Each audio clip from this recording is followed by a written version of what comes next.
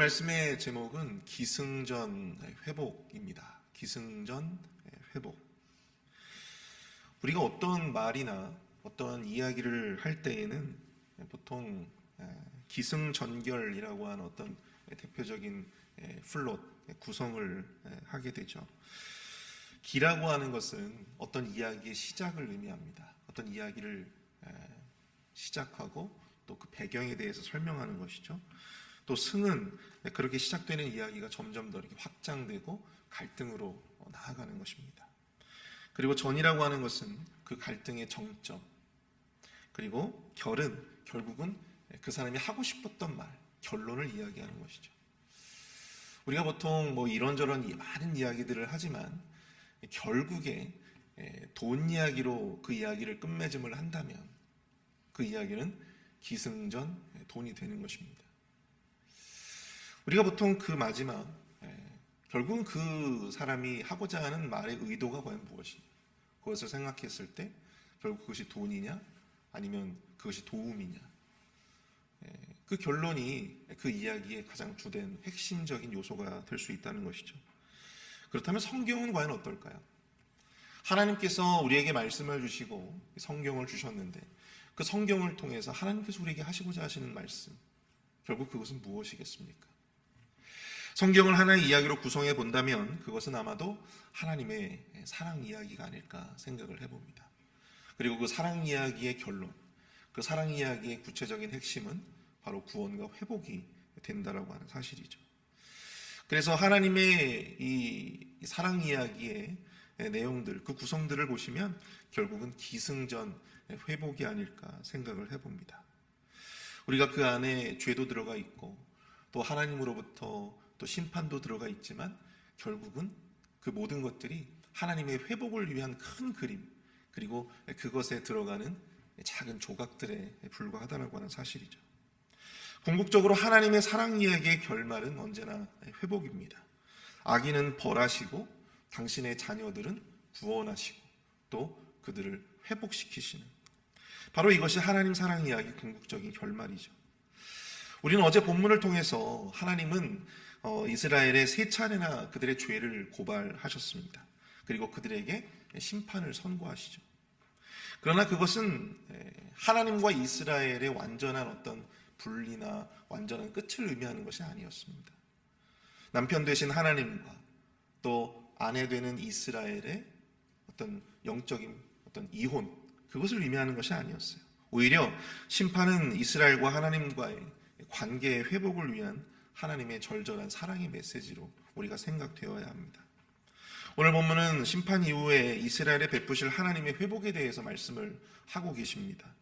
그리고 하나님과 이스라엘은 새로운 관계 속에서 그들의 사랑 이야기를 이제 완성할 것이죠. 아픔이 있다면 치료가 있고 또 상처가 있다면 회복이 있습니다. 특별히 오늘 새벽에는 이스라엘을 향하신 하나님의 절절한 사랑 이야기를 통해서 하나님의 회복을 위해 당신의 자녀들에게 필요한 것은 과연 무엇인가? 어떻게 해야 하나님으로 말미암아 우리가 또한 우리 삶에 온전한 회복을 누릴 수가 있는지 함께 살펴보고 은혜를 나누어 보기를 원합니다. 하나님의 회복을 위해 우리에게 필요한 것은 과연 무엇일까요? 첫 번째로 고난의 거친들이 회복의 시작점이 될 수 있음을 깨달아야 한다라고 하는 사실입니다. 고난의 거친들이 회복의 시작점이 될 수 있음을 깨달아야 한다. 14절과 15절을 보실까요? 그러므로 보라, 내가 그를 타일러 거친 들로 데리고 가서 말로 위로하고 거기서 비로소 그의 포도원을 그에게 주고 아골 골짜기로 소망의 문을 삼아 주리니 그가 거기서 응대하기를 어렸을 때와 애굽 땅에서 올라오던 날과 같이 하리라. 아멘. 자, 14절에서 하나님은 이스라엘을 타일러서 그들을 거친 들로 데리고 가시겠다, 그렇게 말씀을 하시고 있습니다. 이왕이면 회복을 위해서 우리가 생각하는 아주 좋은 젖과 꿀이 흐르는 그런 곳으로 좀 데려가 주시면 얼마나 좋겠어요. 근데 하나님께서는 이스라엘 백성들의 회복을 위해서 그들을 어디로 데려가신대요? 거친 들로 데려가시겠다. 그리고 그곳에서 그들을 말로 위로하시겠다, 그렇게 말씀을 하셨습니다. 자, 여기서 말씀하고 있는 이 거친들이 과연 무엇일까요? 거친들. 원어 성경을 보시면 이 함미드바르라고 하는 히브리어를 사용하고 있는데 문자적으로는 이것은 광야를 의미합니다. 광야. 근데 단순히 어떤 문자적인 어떤 광야를 의미한다기보다는 우리 15절 후반부를 보시면 그가 거기서 응대하기를 어렸을 때와 애굽 땅에서 올라오던 날과 같이 하리라. 애굽 땅에서 올라오던 날, 그때가 언제예요? 애굽에서 출애굽하던 시기였죠. 바로 이스라엘 백성들이 애굽 땅에서 출애굽해가지고 이 젖과 꿀이 흐르는 가나안 땅으로 올라오던 그 중간의 시기, 그 광야에서 40년 동안을 유리방황하면서 그렇게 지내던 바로 그 광야의 시절을 의미하는 것입니다. 바로 그 광야일 때, 바로 이스라엘의 출애굽 이후에 하나님과 남편으로서 또 아내로서 그 첫 사랑이 움트던 바로 그곳, 시내산에서 하나님과 언약을 맺고 이 영혼의 결혼식을 거행했던 바로 그 장소, 다른 우상이 아니라 오직 하나님만 의지해야 했고 또 하나님만 의지할 수밖에 없었던 바로 그 광야, 바로 그 거친들을 의미한다라고 하는 사실이죠. 하나님은 이스라엘의 온전한 회복을 위해서 다시 그들을 바로 그때의 그 관계로 돌이키시겠다라고 하는 사실을 이렇게 비유적으로 말씀을 하고 계시는 것입니다. 그 거친 광야에서 그들에게 하나님은 포도원도 주시고 또 아골 골짜기와 같은 곳을 소망의 문으로 삼아 주시겠다, 그렇게 말씀을 하고 계세요. 이 하나님의 회복이라고 하는 것이 단순히 어떤 그냥 말로만 선포되어지는 그런 회복이 아니고요, 하나님께서 그 거친들 속에서 그들에게 포도원도 주시고 또 아골 골짜기와 같은 그곳을 소망의 문으로 삼아 주시겠다. 그들의 실제적인 삶의 어떤 필요와 그들의 삶의 어떤 실제적인 요구가 채워지고 또 이루어지는 영혼의 복과 삶의 복이 더불어 주어지는 바로 그런 회복을 의미하는 것입니다. 아골 골짜기가 소망의 문을 삼아 주시겠다, 아골 골짜기로 소망의 문을 삼아 주시겠다고 하시는데, 여러분 아골 골짜기가 어디입니까? 아골 골짜기. 여러분들 여호수아를 읽어보시면 여러분들 아간의 이야기를 여러분 다 아실 겁니다. 아간. 여리고 성에서 모든 것을 다, 모든 생명체를 다 진멸하고 그곳에 나오는 그 모든 것들을 다 불태워 없애야 했음에도 불구하고 자기 자신을 위해서 금덩이와 은덩이 그리고 시날산 외투를 숨겨서 자기 장막 안에 감추었던 바로 그 아간. 그의 죄로 말미암아 이스라엘 백성들이 아이성에서 큰 참패를 당하지 않았겠습니까? 결국 그 아간이 이 사람들에 의해서 돌에 맞아 죽었던, 심판받았던 장소가 어디예요? 바로 이 아골 골짜기라고 하는 사실이에요. 아골 골짜기는요, 여러분들 생명과 번영의 장소가 아니고요, 죽음과 저주의 장소이다. 근데 그런 곳으로 하나님은 소망의 문을 삼아 주시겠다, 그렇게 말씀을 하고 계시다라고 하는 사실이죠. 어떻게 거친 광야가 풍요의 장소가 될 수 있고 어떻게 아골 골짜기와 같은 것이 여러분들 소망의 장소가 될 수 있겠습니까? 어떻게 그런 곳에서 우리가 소망을 가질 수가 있겠어요? 그러나 하나님이 우리와 함께 하시면 가능하다라고 하는 사실을 여러분들 기억하실 수 있기를 바랍니다. 지금 거친 광야 속에서 여러분들 고통스러워 하시는 성도님들이 계십니까? 아골 골짜기와 같은 순간을 지나는 그런 낙심과 절망에 빠져 계시는 분들이 계신가요? 그러나 하나님이 우리에게 회복의 은혜를 베푸시면 여러분 그 거친 광야라 할지라도 그곳이 하나님의 은혜가 임하고 하나님의 채워주심이 임하는 풍요의 장소가 될 수 있음을 여러분들 기억하셔야 될 줄로 믿습니다. 아골 골짜기와 같은 우리에게 큰 고통을 주고 절망을 주고 낙심을 주는 그런 때와 또한 그런 상황 가운데 있다 할지라도 여러분 하나님이 우리를 회복하고자 하시면 여러분 그곳에서도 우리는 참된 소망을 꿈꾸며 참된 회복으로 나아갈 수 있음을 여러분들 기억하셔야 됩니다. 바로 그것이 바로 그 거친 광야와 바로 그 거친 아골 골짜기, 그 절망적인 그 아골 골짜기가 회복의 시작점이 될 수 있다는 사실이죠. 여러분 구약을 보시면 다윗에게는요 사울에게 쫓겨다니던 그런 시절이 있었습니다. 아둘람 굴에서 지냈던 바로 그 순간들, 아둘람 굴에서 숨어 지내며 그 황무지와 같았던 광야에서 다윗은 사울을 피해서 지내야만 했었습니다. 그 순간들이 얼마나 고통스러웠던 시절이었겠어요. 근데 그곳에서요 다윗은 그와 평생을 함께 했던 그의 동역자들을 얻게 되었습니다. 그에게 충성을 맹세했던 수많은 부하들을요, 거기서 만났어요. 그리고 그를 따르던 수많은 백성들을 바로 그곳에서 만났습니다. 그곳에서 그는 수많은 아름다운 시편들을, 그 찬양들을 하나님 앞에 쏟아냈어요. 하나님의 사람 다윗에게는요, 바로 그 아둘람굴, 바로 그 광야가 그의 인생의 회복의 시작점이 될 수 있었다라고 하는 사실입니다. 하나님의 더할 나위 없는 위로와 축복을 경험했던 바로 그 은혜의 땅이 바로 그곳이었다라고 하는 거예요. 우리가 믿음의 눈을 뜨지 않으면 여러분, 광야는요 그냥 거친 들일 뿐입니다. 아무것도 없는 그냥 거친 들일 뿐이에요.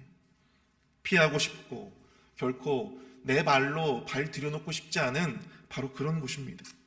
우리가 믿음의 눈을 뜨지 아니하면 아골골짜기는 그저 절망과 낙심의 장소일 뿐이에요.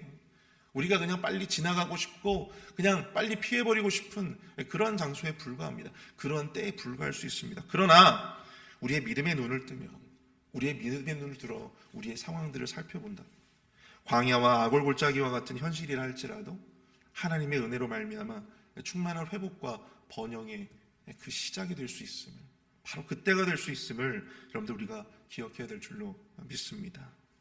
지금 이 순간에도 정말 이 거친 들을 거니는 것과 같은 그런 답답함을 안고 사시는 분들이 계십니까? 알고 골짜기를 거니는 것 같은 깊은 절망과 낙심 속에 사시는 분들이 계신가요? 그 순간에도 여러분들 믿음의 눈을 드시기를 바랍니다. 하나님의 은혜와 여러분들 회복을 소망하실 수 있기를 바랍니다. 그리고 기도하십시오. 주님, 이 거친 들과 이 아골골짜기와 같은 나의 이러한 때, 나의 이런 상황, 이 상황 속에서 주님 나와 함께 해 주시옵소서. 주님 나와 동행해 주시옵소서. 이 고통의 터널을 나와 함께 걸어 주시옵소서. 내가 사망의 음침한 골짜기로 다닐지라도 해를 두려워하지 않을 것은 주께서 나와 함께 하심이라. 주의 지팡이와 막대기가 나를 안위하시나이다. 이 신앙의 고백이 저와 여러분들의 고백이 될 수 있기를 축복합니다. 그토록 간절히 피하고 싶었던 바로 그 처절한 절망과 또한 낙심의 그 순간이 은혜와 회복의 순간, 회복의 시작점이 될 줄로 믿습니다. 두 번째로 우리가 회복을 위해서 기억해야 할 것은 바로 진정한 회복은 우리가 하나님의 거룩한 신부됨을 깨닫는 것이다 라고 하는 것입니다. 진정한 회복은 우리가 하나님의 거룩한 신부됨을 깨닫는 것이다. 여러분 16절과 17절을 한번 보시죠. 여호와께서 이르시되 그날에 내가 나를 내 남편이라 일컫고 다시는 내 바알이라 일컫지 아니하리라. 내가 바알들의 이름을 그의 입에서 제거하여 다시는 그의 이름을 기억하여 부르는 일이 없게 하리라. 아멘. 하나님이 약속하시는 이 회복이라고 하는 것은 단순히 어떤 우리의 병을 낫고 또 가난했던 우리가 풍요로운 삶을 살아가는 것, 여러분 그것만을 이야기하는 것이 아닙니다. 그것은요 회복을 위한 어떤 과정이 불과한 것이에요. 회복의 과정으로 나타날 때 우리가 얻게 되는 어떤 현상적인 증거에 불과하다고 하는 사실입니다. 궁극적인 것이 아니죠. 최종적인 목적이 아니라고 하는 것입니다. 하나님의 회복의 궁극적인 목적은 바로 하나님과 우리 사이의 관계가 회복되어지는 거예요. 하나님의 아내된 거룩한 신부된 우리, 그리고 우리의 영적인 남편된 우리 하나님과 우리 사이의 관계의 회복을 의미한다고 하는 사실입니다. 하나님은 이 회복의 때에 우리가 하나님을 내 남편이라 고백하고 또 다시는 내 바알이라고 부르지 않게 하겠다 말씀하십니다. 그리고 바알의 이름을 우리 입에서 제거하고 다시금 그 이름을 기억하여 부르지 않게 하시겠다. 하나님과 우리 사이에 남편과 아내로서의 그런 영적인 정체성을 다시 회복하셔서 우리가 다시금 그런 똑같은 영적인 행악 또 영적인 간음을 저지르지 않게 하시겠다라고 하는 것이죠. 19절과 20절을 보시면 내가 내게 장가들어 영원히 살되 공의와 정의와 은총과 긍휼히 여김으로 내게 장가들며 진실함으로 내게 장가들리니 내가 여호와를 알리라. 과거에는요 이 결혼을 위해서 신랑이 신부의 집에 결혼 지참금을 주었습니다. 선물들을 주었어요. 돈을 주었습니다.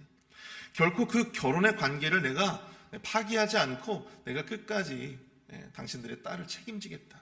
어떤 그런 의미로 그런 결혼 지참금을 주는 제도가 생겨났다고 합니다. 하나님도 당신의 백성들과 결혼하실 때 오늘 이 말씀하시는 공의, 정의, 그리고 은총과 긍휼히 여김, 그리고 진실함, 이러한 5가지의 결혼 지참금을 약속하고 계십니다. 공의와 정의와 은총과 긍휼히 여김과 진실함, 이것으로 이스라엘 백성들과 영원한 그 언약의 관계를 이어가겠다라고 하는 것이죠. 하나님이 이스라엘과의 관계를 나 스스로 끊지 않고 영원히 그것을 지속하겠다라고 하나님의 의지의 표현인 거죠. 참된 회복이라고 하는 것은 우리가 하나님이 우리의 남편 되심을 고백하는 거예요. 그리고 우리가 하나님의 거룩한 신부됨을 우리의 삶으로, 우리의 입술로, 우리의 마음으로 고백하는 것이다. 23절을 보십시오. 내가 나를 위하여 그를 이 땅에 심고 긍휼히 여김을 받지 못하였던 자를 긍휼히 여기며 내 백성 아니었던 자에게 향하여 이르기를 너는 내 백성이라 하리니 그들은 이르기를 주는 내 하나님이시라 하리라 하시니라. 우리가 하나님을 향하여 내 하나님이다. 그리고 이러한 고백으로 거룩하고 정결한 하나님의 신부로 살아가는, 이것이 바로 진정한 의미의 회복이 될 수 있음을 기억하셔야 됩니다. 여러분들 요즘에 이런 그 매스미디어를 보시면 요즘에는 여러분들 사람들의 생각들이 많이 좀 이렇게 바뀌어서요. 부부간에 이렇게 이혼을 해도 예전에는 이혼을 하면은 서로 이렇게 원수가 되고 막 보지 않았잖아요. 근데 요즘 젊은 사람들의 이혼의 어떤 풍습에는 이 쿨한 이혼이 있다고 합니다. 쿨한 이혼. 비록 이혼을 했지만 친구처럼 남는 거예요. 마치 미국 연예인들처럼. 그래서 서로 힘들 때는 뭐 금전적인 지원도 해줄 수 있고, 또 서로 힘들 때 어떤 인생에 대한 조언도 서로 해주면서 격려도 해주고 위로도 해주고, 또 자녀들과 함께 이혼은 했지만 여행도 다니고 또 자녀들과 함께 외식도 할 수 있는 아주 그런 쿨한 이혼이 있다고 합니다.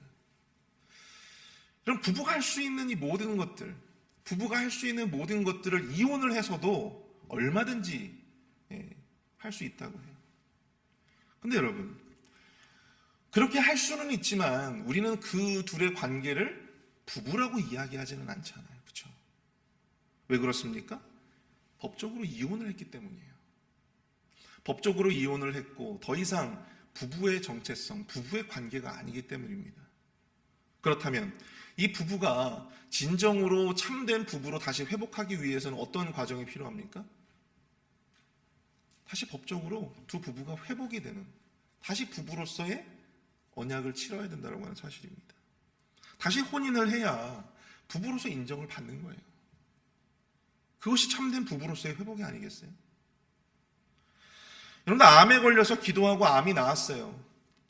그 삶에 암이 회복은 되었지만 그 삶에 하나님이 아내로서의 정체성이 여러분들 결여되어 있다면, 암 때문에 내가 기도해가지고 암이 나았습니다. 그런데 내가 다시 건강하게 회복됐어요. 근데 중요한 건 그 사람의 삶 가운데, 그 사람의 마음 가운데, 그 사람의 인생 가운데 하나님이 결여되어 있다면, 여러분, 그것이 하나님과 우리 사이의 어떤 진정한 관계 회복이라고 이야기할 수 있겠습니까? 없다라고 하는 사실이에요. 가난함 속에서 하나님 앞에 기도해서 내가 참 부요함을 일궜는데 하나님의 아내로서의 거룩한 헌신이 우리 삶에 빠져 있다면, 여러분, 그 회복은 참된 회복이 될 수 없습니다. 우리가 원하는 모든 것이 회복되어도 하나님과 우리 사이의 온전한 관계가 회복되어지지 않는다면 그것은 하나님이 원하시는 궁극적인 회복이 아니다. 그리고 우리가 꿈꾸는 회복이 될 수도 없다라고 하는 사실을 여러분들 우리가 기억해야 될 줄로 믿습니다. 회복의 과정 가운데 있는 그 회복의 피상적이고 어떤 표피적인, 현상적인 어떤 그런 결과물에만 우리가 집중할 것이 아니라 하나님과 우리 사이의 참된 관계에 집중하시는 저와 여러분들이 되실 수 있기를 축복합니다. 우리의 마음에서, 또 우리의 입술에서, 우리의 신랑 되신 하나님을 정말 내 하나님으로 고백할 수 있는 그런 신앙이 우리의 삶 가운데 또 우리의 이 회복의 드라마 가운데 함께 할 수 있게 되어지기를 축복합니다. 우리의 헌신과 봉사도요, 단순히 더 나은 복을 위해서, 더 큰 복을 위한 어떤 의무감에서 하고 또 의식적인 어떤 그런 헌신과 봉사가 아니라 정말 내 남편이고 또 내 하나님이시기 때문에, 그리고 내 교회이기 때문에 기꺼이 주님 앞에 드리고 기꺼이 주님 앞에 바칠 수 있는 어떤 그런 감사가 저와 여러분들의 삶 가운데 충만하시기를 바랍니다. 그리고 이번 주일에 있을 추수감사주일 예배가 우리 안에 그러한 어떤 이 회복이, 그 회복의 어떤 궁극적인 그런 모습으로 전환되어지는 어떤 그런 은혜가 이번 추수감사주일 연합예배를 통해서 또 우리 안에 있게 되어지기를 축복합니다. 우리 시간 함께 기도하기를 원합니다. 우리를 향해 드시는 하나님의 채찍도, 이 하나님의 매도, 고난도, 갈등도 모두 하나님의 회복을 위한 큰 그림인 줄로 믿습니다. 회복을 위해서 지금의 고난과 어려움이 회복의 시작점이 될 수 있음을 알게 하여 주시옵소서. 또 우리의 마음에서 우리 남편 되시는 주님을 향한 진정한 사랑의 회복이 일어날 수 있도록 인도하여 주옵소서. 우리 함께 기도하겠습니다.